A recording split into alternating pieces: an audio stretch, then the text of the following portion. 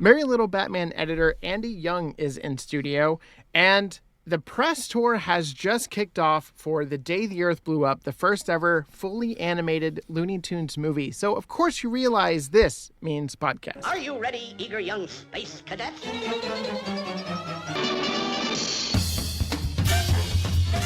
Meep, meep. I saw a pussycat. That is the limit!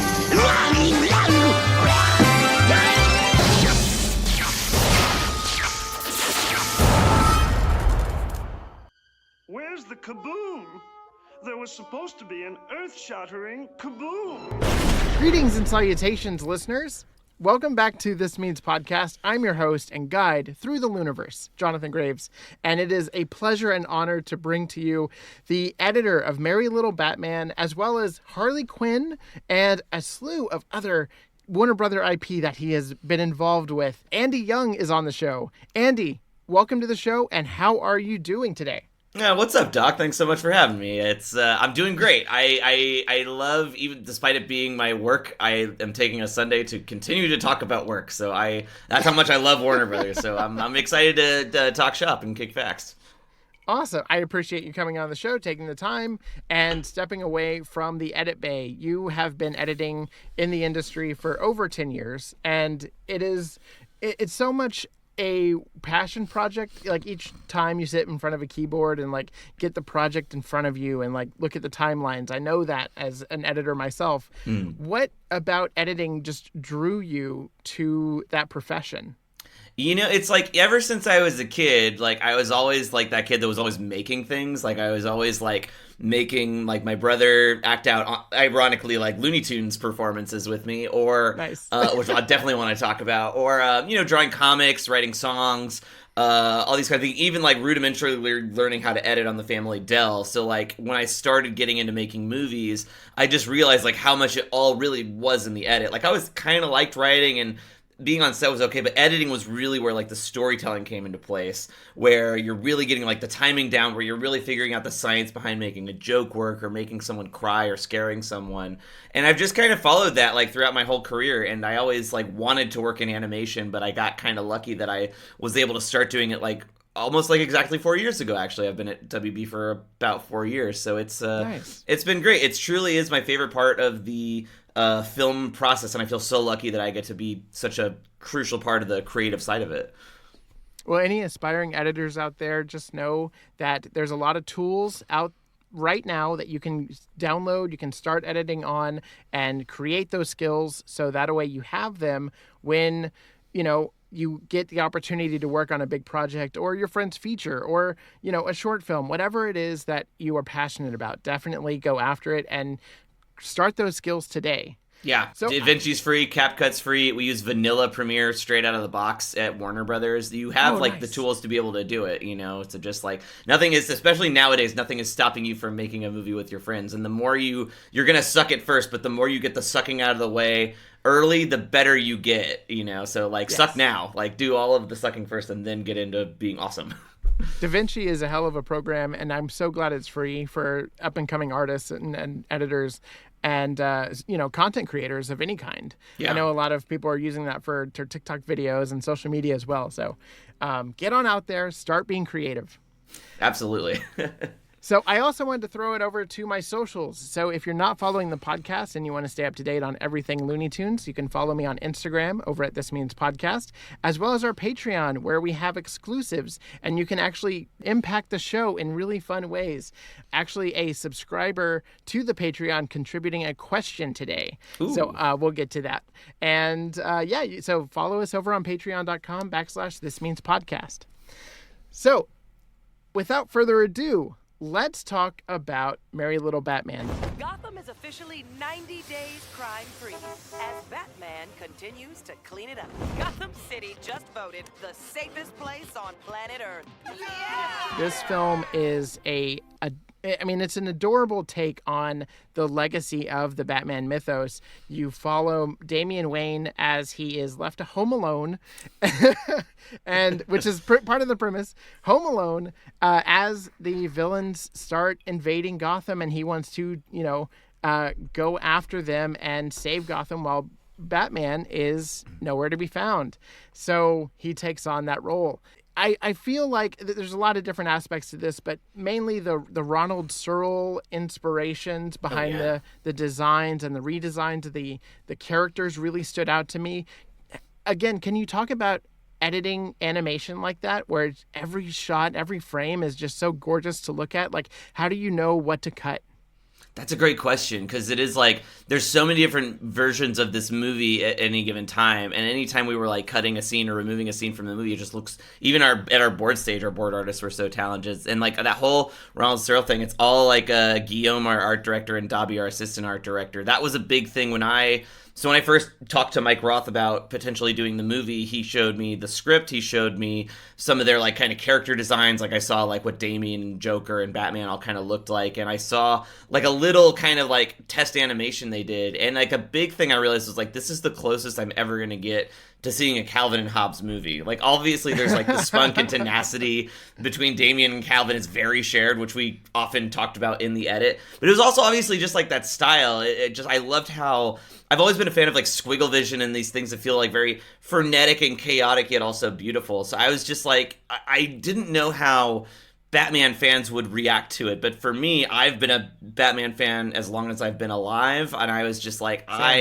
as a fan, I wanted to see this movie, and that was a big reason I ended up saying yes, because I have like a nieces and nephews, and I was like, I want to, like, I had only done adult stuff at the time, like Harley Quinn, so I was like, I want to make something they can watch. So it was really cool to get to make something that had this like frenetic style and energy, and it's, you know, as we were going through like the board stage, we started with this amazing script, but as you start to put it on its legs, like any movie of any medium, you kind of figure out what works and what doesn't, and we started to see that, especially of like, oh, we want to get to Gotham sooner. Like, more of it took place in the house originally. Or, like, we want to, like, you know, be able to, like, focus more on this character. Or, like, even, like, Gordon originally delivered, like, the pep talk at Act 2. He's a punchline character now, and Alfred does it because that makes more sense. It's, like, it's a nice thing that's different than live-action stuff that I've done, where it's, like, you shoot usually a very frenetic, crazy, intense shoot where you forget a lot of stuff, and then it's like, all right, well, these are our pieces, what do we do? But what's nice about animation is, like, the edit room, it always has, like, me, our director Mike Roth, our creative producer Andre Salif, APMs, etc.,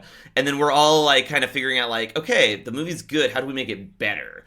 And that was, like, my favorite part of this process, was just getting to work with artists. And then it was like, anyone could kind of pitch of like, oh, it'd be cool if Damien did this, and then someone's in Storyboard Pro drawing it up, they send me the drawing, I put it into the edit, we put Tim Foyce's in, and then all of a sudden it's in the movie. Even, like, one of my favorite things of, like, how creative this movie was in the edit was, like, a lot of the soundtrack was, like, stuff we would find on YouTube. Like, it's a very eclectic thing, because I think between me, Mike, and Drace, we all have, like, three very kind of, there's overlap, but we all have very, like, distinct kind of things. And credit to Mike, he, like, did, like, a huge deep dive trying to find Christmas songs that have never been in Christmas movies. But my big fantastic job. I really appreciate that as well, as a viewer who's watched a ton of Christmas movies. You go from like the Kinks to Little John. Like, it's a very eclectic spectrum. My personal favorite is, I'm an old school. I was a huge punk kid when I was in high school, and every like punk band has a Christmas album for some reason. Bad Religion has one, NoFX has one, and the Vandals had one. So we kept trying all these songs that it was like Jackson 5 and all this other stuff for like the scene where like Damien's finally home alone and having like a super fun training montage. And I kept feeling like, this is too cutesy. It's gotta be dangerous. It's gotta be punk rock. It's gotta be him like getting screwed up and almost getting hurt sometimes. So it was like, I brought like a couple of these records and we kept trying stuff. And then I think we all kind of circled around. I don't remember who picked it. I picked a couple different Vandal songs, but we finally like, Oi to the World was the one. It had that like bass line to come in, and then it's like this like seeding under thing as he's like getting ready to do it, and then it just explodes into him just like screwing around the house having a great time. So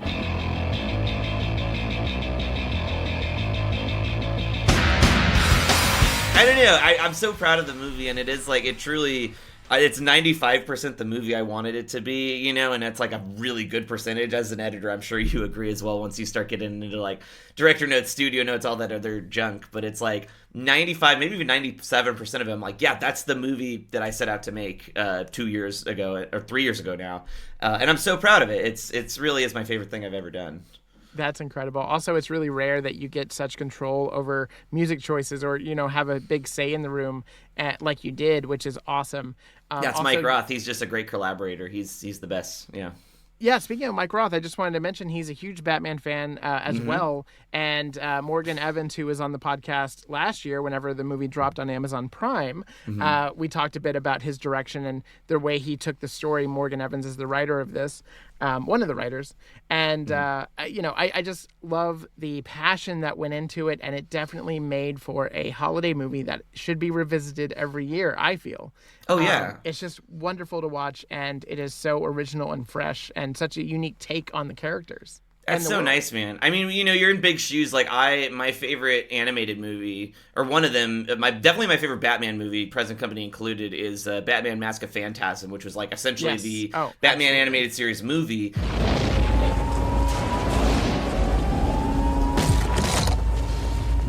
Chucky saw. You ain't the Bat. Who are you? What do you want? Your angel of death awaits. And as pure luck happened, I live in LA, and like at the New Beverly Theater, they were playing that like the day before I started Merry Little Batman. So I went to go see it, and it is like the first animated Batman movie. So it was kind of like, obviously we're very different things, but we're gonna forever be within this universe. So it's like, it was kind of a nice kick in the butt of like, we've got to take this seriously. We've got to really like come prepared to rock this thing. And, it's like, we really got to, like, pass a gambit of, like, there's so many references and stuff. Even I'm a huge fan of the Arkham games, so I snuck in, like, an Arkham reference that, it's the freaking Bat. That was me. I only told Mike Roth about it so that I could get his blessing. Everyone else, I didn't say a word because I wanted it to just, like, pass through undetected. But then I'll, like, see kids look it up on Reddit. I'm like, yeah, we got it. Nice. No, it was truly a labor of love. We wanted, I mean, Harley Quinn was too. It's like everyone is a huge Batman fan, and Batman means so many different things to like literally billions of people. And you're not going to appease all of them, but I always tried to make Merry Little Batman the kind of movie. My brother and I grew up watching a lot of like Nickelodeon, Cartoon Network, OG kind of like stuff from like us being 90s kids, and it was like Same imagining, Absolutely. yeah, and I was just imagining my brother and I sitting on a couch. This comes on, are we digging it? Is this joke working? So it's like I really think we did succeed at that, and if people dug it, there's we're working on the TV show right now. I literally can't say anything about it, but it's coming. The spinoff. If you dig Merry Little Batman, stay tuned. There's some good stuff coming. So, speaking of spin-offs and continuations, there's also a comic book that just came out called Month One, which is a really fun play on Year One in Batman lore, as far as comics go.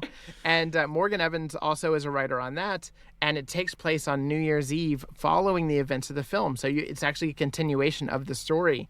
Have you been able to be involved in that at all, or? No, I didn't touch it at all. I'm just a fan. I knew it was happening, but like I was like so I just found out like everyone else. Morgan shared something, and I was like, yes, this is gonna be so dope. Literally, it was the day after the election, which moment of silence. But anyways, I walked to my neighborhood comic book shop, and they usually only let you buy like one new issue a thing. And I was like, I edited the movie, I worked on the show. This day is this day. Like, let me buy a couple for my crew, and they did. And it was great. It was a real like pick me up because it's like it looks so much. Like I've been looking at the styles for like 3 years between the movie and the show, but it's like seeing it in comic book form was so cool. Like I forgot that I grew up looking at comics and stuff, and so to see character designs that I'm so intimately aware of, and then to see them in these like new things, like these like the training montage and stuff like that, and it's just a cool thing. And I loved Patrick Ballesteros, a artist I'm a huge fan of. He did the alternate cover, and he did like a couple of the other ones coming out, and it was literally sold. It's been sold out for weeks at my place, so it's like I love that people are into it. One little hint I'll give, I won't drop it entirely, but there's a joke from the movie that we cut early on that I was a huge fan of, but it just never quite worked. No one else got it, and then at a certain point I was like, yeah, it's just not grooving into what the movie's becoming, so we cut it. Morgan told me, because he knew that I really championed for it, he put it into the comics. So I can't, I don't want to go into details too much, but Damien might have some other identities that he'll bring out. I hopefully that's ambiguous enough. Apologies, Morgan. I don't want to blow up Morgan's spot, but I'm as a fan, I'm really excited to see how he incorporates this joke that I kind of miss in the movie, you know. But it's great. I love the first issue. I'm really excited for the next one. I'm gonna buy all of them for my niece and nephews. Like they're great, and just Morgan rules. He has the indie movie that he did, ironically called Micro Budget, that I highly recommend people check out. It's crushing it on the fest circuit. It's got an incredible cast. He's the best. Morgan is such a talented artist. Yes, I've been following that campaign as well, and all the best to him. Unbeknownst to you, I think you actually answered our Patreon question from Jeremy Holden, who asked, can you talk about the toughest editing choice from Merry Little Batman? It wasn't that. Apologies. Oh, okay. Apologies to Morgan, but that was one that was, I was very much a one-man army. That was early in the collaboration where like, oh, I wish I could talk about it more. Maybe once the comic comes out, I'll talk more about it. But it was like, it happened within the first 15 minutes of the movie. And on the script, to me, it was freaking hilarious. When I built it in the edit, it really made me laugh. And it made us all laugh the first time. And then it was just like, it didn't quite make as much sense as we were going through it. It's no shade to Morgan. Again, this is what happens on movies, right? Like, Morgan's a director, too. I think he would appreciate it, where it's like, you start with a great script, and then once you bring it on set, and then especially once you're in the bay, you start to figure out what works and what doesn't. And it was just one of those that casually... The best joke, or the hardest thing to cut... Okay, so there was a joke we had in the airplane scene, outside the airplane before Bruce goes to Nova Scotia, where we initially had a joke where Alfred goes, where he's kind of concerned that Damien might become a villain, because a lot of people don't know his grandpa is Ra's al Ghul, or that his mom is Talia al Ghul as well. So there's a joke that Alfred has where it's like, I needn't remind, like, they're wondering if he'll become a hero or villain. And Alfred's like, I needn't remind you, his grandfather was permanently on the naughty list. And then it, like, hard, like, cuts into the house, like, and then it's like, it goes to a big painting of Ra's al Ghul, and you hear a choir like, Ra's al Ghul! And I missed that joke twofold. One, it was freaking hilarious. It always made test audiences laugh and stuff. And two, it really sets hilarious. Up... And actually, it's three parts now that I think of it. Two, it sets up, like, the family... dynamic. A lot of people thought that Catwoman is Damien's mom. It's not. It's Talia al Ghul, who is Ra's al Ghul's. Yeah, but it was like, it would help set up that. And then three, it sets up what I think is the most important dynamic of the film, is like, which side is Damien on? Comic book fans know Damien, obviously, is like more on the villain side, technically. And especially at the end of the movie, spoiler alert, we have this thing where Joker is kind of like, he sees the evil side of Damien and wants to kind of bring him over, because you can kind of see the dichotomy of the good and bad of Damien throughout the movie. Yeah, and I think having this in the opening... Yeah, exactly. And I think having that in the opening 10 minutes would have been cool. And to his credit, Sam Register, the best boss I've ever had, he was the one that had wanted to cut it. And then my first day on the TV show, he looked to me and Mike in like the first big crew meeting. He was like, I was wrong. We should have kept that joke. It would have made sense. Because it was like it was also the weekend after the movie came out. So I'll stick Sam's place forever. We're so happy that he's in charge of everything over there. Me too, man. He is. I'm no brown nosing. He's truly... Oh yeah, no, okay, so this will bring me to like, I'd love to talk about Sam, because he's the best boss I've ever had. He's amazing. He's a great boss. He remembers your name. He's a great collaborator. He's not one of those, what I picture of an executive, of just like, no, fired, give me a Diet Coke, you know. It's like, he's so down to earth and chill. He'll shake your hand. He memorizes your name. My favorite thing of working, I didn't really work with Sam on Harley Quinn. But so my first time working with him was on Merry Little Batman, and so I remember like about a month or two into making the animatic, we had like a sit down with Sam, and I'm like, you know, I've come from kind of the freelance kind of thing. I was like a big punk rock kid as a teenager, and I was like, kind of like arm folds, like, oh boy, we're gonna meet the man who's gonna, you know, I didn't know who Sam Register was, so I was like, oh, here we go, the suits are coming in to tell us this and that. Sam comes in and he's like, hey, this doesn't work. You're having, like, at the time we had, like, Batman's just like, all right, well, I'm going to go to Nova Scotia to go check out this thing. Bye, Damien. And he was like, that doesn't make sense. Why would he leave his son, who he's overprotective of, on Chris? He needs to be forced into it. And we were like, yeah, that's a good point. And he was like, well, what if it was the Justice League who was doing it, and then you could get those characters in, but then you see the stakes. And we were like, oh yeah, that's really cool. And he was like, and then what if it turns out it's Mr. Freezer, and Joker was the one that was concocting. We were like, oh god damn it, that's really good. That was usually our experience with Sam, where it was like a total like flip on its head, try something insanely new idea.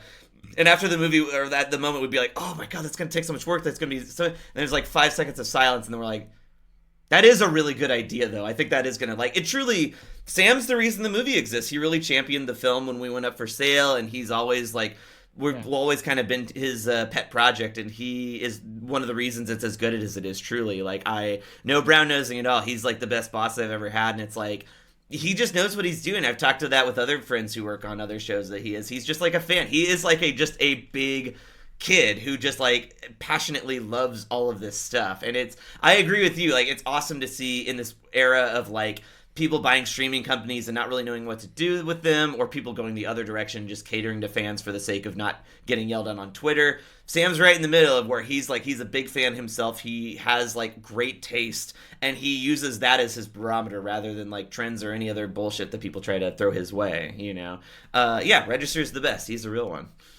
That's a good transition moment. So I'm a big fan of Sam, really thankful for his involvement with not only Merry Little Batman, Harley Quinn, but also the Looney Tunes.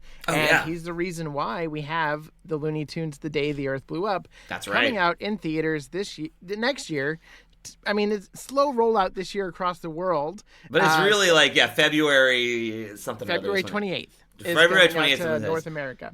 And, but we do have some new dates, and I did want to talk a bit about the press tour, which started at the North American premiere in Hollywood, which is where we are, at the Animationist Film Festival. That was October 19th. And I attended. Were you there?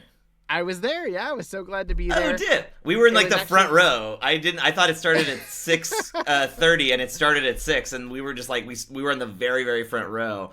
Parking was a nightmare. I gotta say that. We took the red line down because at Hollywood we didn't even want to deal with it. But it's amazing. It's so good. It reminded me of being a kid in the '90s watching Space Jam for the first time. Better. Yeah. Oh no, better. But it's like the animation style. Like it's like a lot of it's on ones. Like it's so fresh and cool and like connects. Like the fight scenes look so dynamic and like the shading looks so dark. Like Space Jam, a lot of it holds up, a lot of it doesn't. But there was like something about like that, like seeing Looney Tunes like animated at this like high frame rate when you're so used to like kind of the old school cartoons, all masterpieces, but a lot of them at this kind of cheaper style. And then seeing like the feature film level of quality, it's just like it looks so good.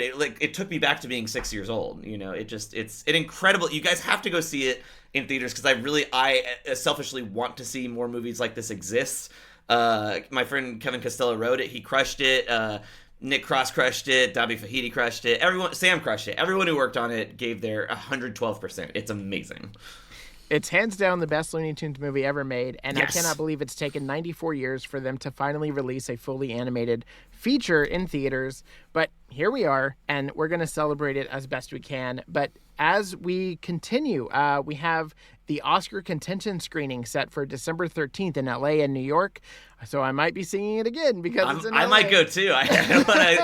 It's a movie that I won't spoil any jokes, but it's a movie you need to see in theaters at least once. There's 2 jokes that really play to you being in a theater, and my God, like I laughed until I couldn't breathe at the one that Jonathan knows what I'm talking about, but it's incredible. It's a great movie. I highly recommend going to see it in theaters.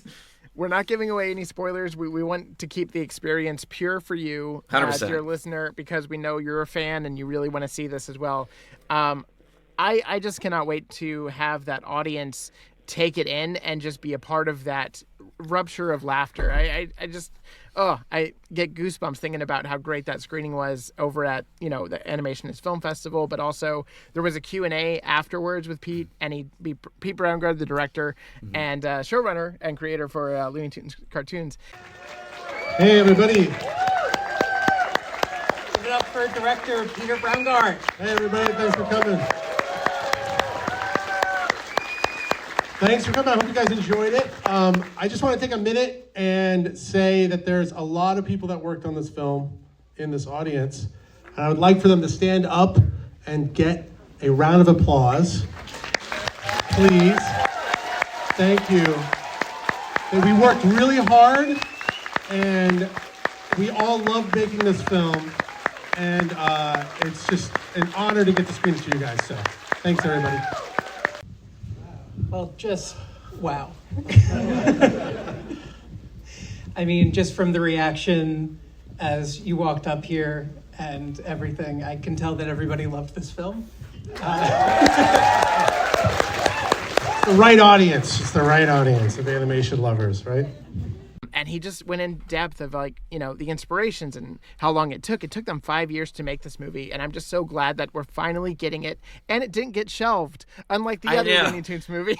It's funny because we were in that kind of thing of we got announced at the same time. Merry Little Batman was 2.5 years, I think, so we were really fast tracked compared to them. But it's we all got announced at the same time, and me and Kevin go back. So I was like, oh shoot, we're both making things, and then all that stuff happened a year later, and I was like, oh no, are we going to exist? And then Sam is Sam. He found homes for everything, but it is I'm secretly a little jealous that Merry Little Batman didn't get a theatrical, but it's I'm so happy for all my friends that worked on the movie, and it truly is it's a movie that demands a theatrical experience. It really is insane. I told a friend of mine that it's the first Looney Tunes movie in almost 100 years to get a theatrical, and you're like, no, that can't be right. And then it's no, other stuff's live action, or you think of shorts playing beforehand or something. This is the first, truly animated Looney Tunes movie, and it's crazy it's taken that long and that it could come out in this kind of environment. But it's I hearken it a lot to the SpongeBob SquarePants movie, of how that movie made me feel, of just the way it really plays with the form. Again, I don't want to spoil anything or anything, but it really does as he said in his Q&A, it really harkens to the roots of what makes Looney Tunes great, but also he understands that Looney Tunes is supposed to be chaos and chaotic, so it's it really leads to that. And there's some newer references that actually Hand to God work really well, despite my thinking that they wouldn't. So yeah, go see it, and you should get Kevin on the show. He's an incredible writer. I'm sure he'd be awesome to talk to. I would love to talk to him. I had a brief interaction with him on Twitter whenever that was a thing. We're no longer on Twitter. I'll put you guys in touch. I'll bet he'd love to do it. He's a new dad, a relatively new dad as well. Best dude ever. Kevin rules. He's amazing. For those fact checkers out there, yes, we have had Baham Duck, and we have had King Tweety, and we have had, the Baby Looney Tunes movie, but those were never theatrical releases, as well as Task Quest for Burger. Those went straight to DVD, or straight to your TV as a premiere on home. So, we're not counting those because they did not go to a theatrical environment, which this is. And again, it's all about the audience. I mean, can you imagine being in the 40s and going to see those Looney Tunes cartoons live, as they're premiering with new movies with Humphrey Bogart, right after? Oh man. Oh, I know. My nanny would tell me about, my nanny always tells me about, her first time seeing Rebecca by Alfred Hitchcock in theaters. It was a very foundational experience for her, but then she remembers she has such a great brain for movies she's seen and stuff, and she would tell me about seeing early Disney cartoons and early Looney Tunes things, and it's God, I can't imagine what that's like to be at such the epicenter of all this history happening and stuff. And it's you must know that this is different and changes things and stuff, but it's also to be just a part of the time. But so much of it, I watched Duck Amuck again the other day, which is still my favorite Looney Tunes short, and it just is a masterpiece. It's a surrealist master. It's truly one of the best short films ever made, and it really does hold up. You can watch it in any era and it works, and it's it's something, because I remember at the Q&A, the director made a good point of the Looney Tunes, because people will get mad sometimes when they're oh, there's this relevant reference or whatever. It's like you said, it's they had Humphrey Bogart references and all the early things, and they still work. It's the Looney Tunes has always been a petri dish of whatever is relevant in the pop culture at the time. Can you talk a little bit about balancing that? I mean, bringing all of these nostalgia things in, because you want people to have those memories come out, but you also don't want this to just to feel like an old-fashioned grandpa movie. Which it doesn't. No, it doesn't. No, and I, the way you look at it is look, the classic Looney Tunes were satires of their time. They had Humphrey Bogart getting waited on by Elmer Fudd, They had all kinds of references, political references, war references, all these things. So to go that, to go I'm not going to do pop culture stuff in Looney Tunes because pop culture stuff's lame. It's well, that's exactly what Looney Tunes is there for, is pop culture stuff. You almost, but the tricky thing with it is you don't want to overdo it. And the joke better be freaking good. But I think Looney Tunes is made for that kind of stuff. It's made to subvert the world and satire our life here on planet Earth, so. But so many of their shorts, even in spite of that, almost still feel like timeless. Like you don't need to know, like, oh, he's doing like that dude from Casablanca. It's like, no, it's like funny voice. It just works. Yes. Yeah, Mel Blanc it's was the great. king of those as well. 100%. But if you want to check out the shorts, there's a new collector's choice coming out, Volume 4, as well as a full set of Volumes 1 through 4. So if you missed any of them or haven't started collecting, you can just buy that combined collection. And those are both being released on November 26th of this month, of November, including 97 remastered classic shorts that were hand, crafted to look as well as, or even better, as they were whenever they were theatrically released back in the 40s. Wow. So people have gone back, restored them, and now they're on Blu-ray. So definitely go check those out. Pre-order is available right now, and again, they come out later this month. Ooh, I'm excited to check that out. That's awesome. So, Andy, I have a question for you in one of our new segments that we call Fill in the Blank. This is a Mel Blanc quote that I'm gonna alleviate a word from, and then if you can come up with the word, somebody somewhere will win something. I don't know how that's gonna work, but I'm trying to figure it out. They might not. We'll see. I'm always terrible at these types of games, but try me. We'll see what I can do. So this comes from, I wanted to do a winter short this time. So this comes from Fresh Hair, 1942, directed by Friz Freleng. This is a Bugs Bunny line. So you call yourself a Mountie? Ha! You couldn't catch me? Why, you couldn't even catch a blink. Is it like as simple as like a moose or something like that? Oh, close. Cold. So you call yourself a Mountie? You can't catch me. Why, you couldn't even catch a cold.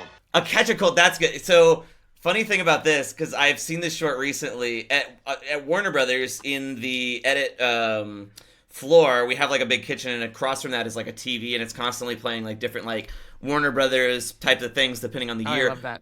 Fresh Hair is a big one they play a lot. So it's like I'll see it, but it's on silent because it's like a working studio, so they don't have like the sound, or it's like super low because sometimes I see kids like sitting up next to the TV. But like I'll see it all the time, and I can picture that thing, but I'm like trying to read like animal lips or animated lips. Catch a Cold, that's so good. I think I saw that. So they played it at the New Bev as well. I went to go see Creature of the Black Lagoon there, so that one's totally on me. I super beefed it. Sorry, whoever would have won something. It's all right. It is an ongoing game, so my next guest will have an opportunity to win somebody else something. So all right, crush it, Kevin. Yeah, keep listening, and I just love the fact that I wanted to bring the old in with the new and keep the shorts alive in that respect. No, even I if love we're that. not talking Absolutely. about them or dissecting them. Yeah, no, again, so many of them are timeless. I love that. That's so cool. So heading back to Merry Little Batman, as a comic book reader and fan yourself, what was it like editing action sequences like splash pages for Harley Quinn and Batman that evoke those vibrant panels? Wow, that's a great question. It was like, so my path was initially, I was like a live action editor. I've done like a lot of like comedy was my bread and butter, and then that's kind of how I got Harley Quinn. I was known as like a live action comedy editor, and it's hard to believe now, but at the time, like the town had literally run out of animation editors because of COVID. Everyone was working, so they started opening it up to us. So when I got the job, I always felt comfortable doing the comedy scenes because that was like my bread and butter of like, I know how to make something funny. I know how to like make this dynamic work. I was a fan of the show. I knew how to like build that in my head. Fighting was a little bit different because I had never really edited fight scenes before in live action, and especially like it's these like iconic characters, and you kind of have to learn spatially like how long it takes a character to walk across the room, let alone like throw a punch or like do like a big scissor kick or whatever. Timing is so important in that. Yeah, of course, absolutely. I mean, timing is everything, obviously, in what we do, but it's like especially there, it's like you kind of have, it's a weird thing of having to be like super precise, but also eyeballing it. Like even now it's like editing, you edit in the animatic, but it's not like you just get the animated footage and you're done. Like you're still editing that animated footage. So you're like, am I giving myself enough room to like drop a frame if I need to? Am I giving myself enough room for this? And I think it's usually just like, I kind of go to that like mental space, whether I'm doing animatics or color, where it's usually I'm either like, my 6-year-old selves of my brother and I are sitting on a couch, or my friends in college and I are like sitting in our apartment watching something, or I'm like in my mind palace, I'm like sitting on a couch with somebody watching, and I'm like, is this working? Does this How like Lego look movie cool? of you. Honestly, that is kind of what it looks like, you know? So it's like, it's very much of like, because it's our job. It's just like making action figures smush into each other. It's like, so much of it is like an adult version of that. So I try to, I never really care about like what like critics think or like, oh, like the execs, not Sam, but other execs always talking this hypothetical, like kids aren't going to get this, kids aren't going to like this. And I'm like, well, have you asked kids? Did you show it to kids? So I can only speak from my own like experience, but I always try to picture like what my brother and I thought were funny when we were kids, or like what my, stoner like friends and I like thought when we were in college, or like what, imagining like when I watch stuff with my niece and nephews on my wife's side, like what they're into. So it's like, I just try to go into my mind's palace and imagine what it looks like. And I know that's like kind of weird, but it's like, as I'm watching a scene and building it in the edit, that's kind of where I can start to feel like, oh, it would be more dynamic, like, if we cut, like, some of this action to get to this moment faster. Like, actually, in Merry Little Batman, Penguin is a great example of that, because we have that big fight scene that's, like, in, like, what looks like a creepy layer, it ends up being, like, a truck. At the time, the first pass we did, it was, like, he had this, like, big ice layer underneath, and Damien was chasing him through the sewers, and then it was like he chased him through these other things into the truck, and then it was like it just like it kept getting like shorter and shorter and shorter. And even when we did, I should put the animatic somewhere, but like we had like the color scene, we were like a couple weeks from locking, and Sam came into the bay and he was like, this is still too long, this needs to like be bam bam bam. Damien's really gotten into the zone, because as you notice, and again this is credit to Sam's like intelligence, is like as we go through the film, Damien gets progressively like better at fighting. So it's like he's a little sloppy in like the mall scene with them, and then it's like as we slowly go through, we see him get like more capable and like, badass and stuff. So like that was a perfect example of one where like we had like, we used to have like a talking scene where it's like the Bat Dad, the computer was like trying to like push his ego or like teach Damien a lesson at the same time. No, all just like slowing it down. So we finally got it to a place. I think that fight's probably like 30 seconds now in the movie, but there was a time where it was like 3.5 minutes. So it's like a lot of times when it comes to fight scenes, it's just like figuring out what you need and what you don't, because it's like a joke. It's supposed to make you laugh, or it's supposed to make you like feel something, and if it's not doing that, it's slowing down the pace of the film. And you kind of figure out the more you watch a movie like where it like naturally wants to go. Like, so with a lot of the fight scenes, it was kind of learning that of like when to leave. Because it's like so many of these fight scenes would look so cool. Again, like Harley and with Merry Little Batman, that we have these incredible board artists and they're so creative. There's one guy, Brennan, who boarded my first fight scene I ever edited for Harley Quinn. I remember I sat in a meeting with him and the director and the producers, and the director was saying, "Oh, probably cut out this moment, cut out this moment." And I was expecting Brandon to be like heartbroken of like, "Oh, like I really worked hard on this, or this would be cool." And he was really nonplussed. He was like, "No, I board scenes kind of knowing like half of it's probably going to get cut." And I really like that.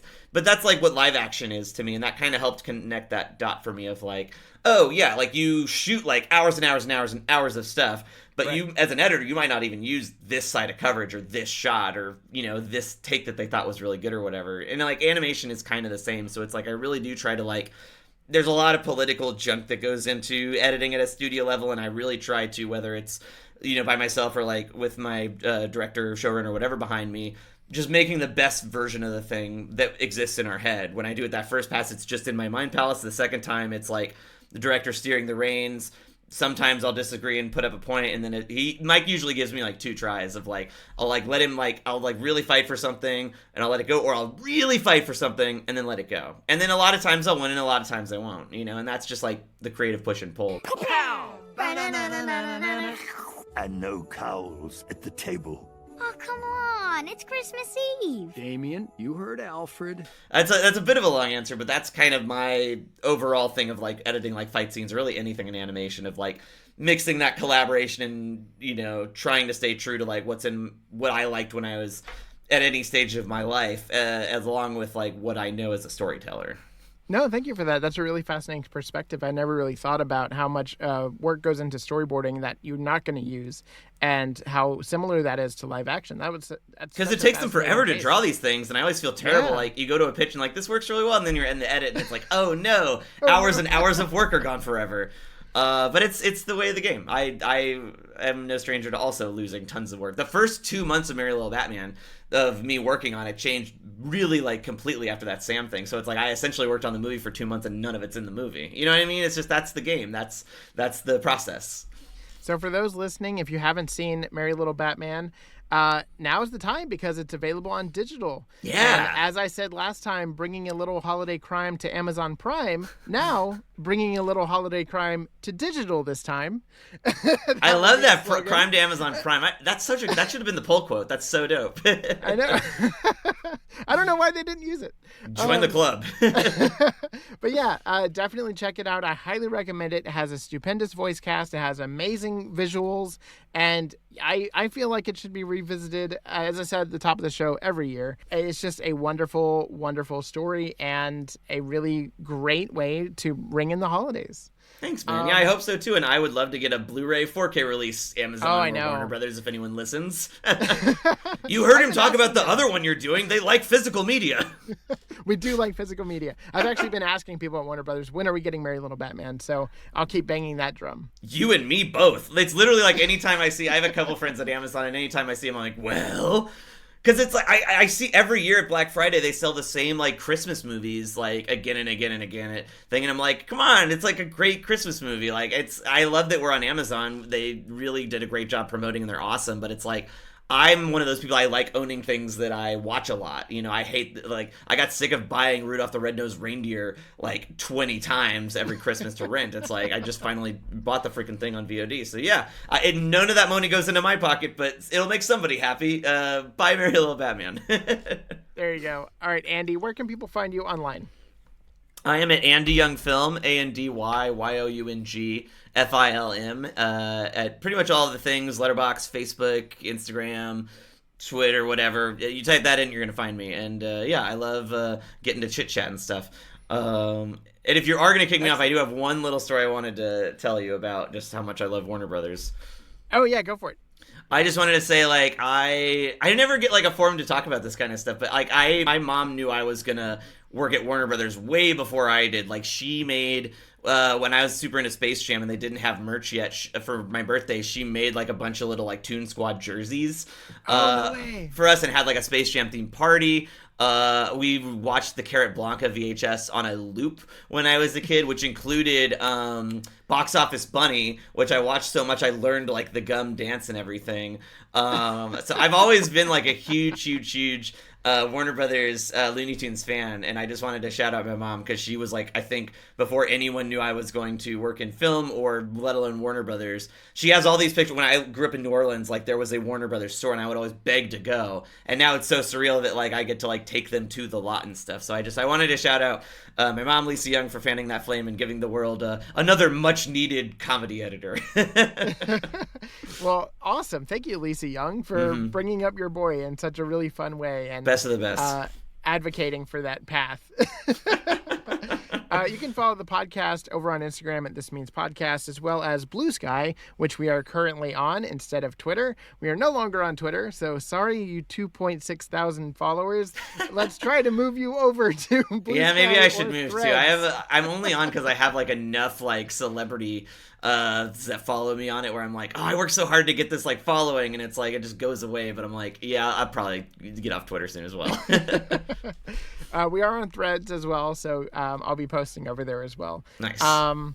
This has been a wonderful conversation. Thank you for taking the time, and I hope that the next project that you're on is as exciting as this one, and I cannot wait to see the TV show that is coming from this universe. I think kids are gonna dig it. Yeah. Awesome. As always, that's not all, folks, and stay right here because there's always something new coming down the Looney Tunes pipeline. Yeah, I just want to say thank you so much. I'm so happy to be able to share this project. I'm so excited that it's getting a release. It's such a wild time. It's such a wild time in this business right now. And just please spread the word, support the film the best you can because we all worked and we want to make more 2D animated movies. So, yeah. That was a solid tag. Because I was going to say that's all, folks, and I was like, oh, no, he does that. But as long as we stick together, we'll be all right.